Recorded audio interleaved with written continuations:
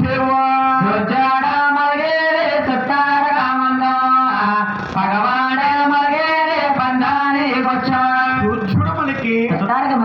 మగవాడు మనకి వచ్చావు పోతే పోనెత్తానా ఓ మేనమామ ఓ మేనమామ అని మహానుభావుడు గోవిందరాజునికి ఆలమారుడికి వారావారిగా దెబ్బలు జరుగుతా ఉన్నా ఇక్కడ ఇలా ఉండగా స్వాముల వారికి కళ్యాణానికి వచ్చిన వారికండి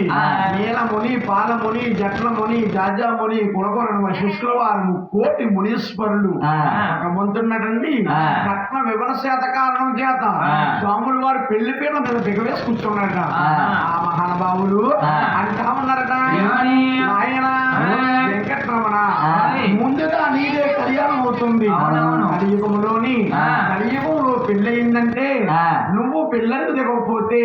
మేము ఆకల బాధలు కాగలేము ఆ దహాల బాధలకి అధికమైపోతాం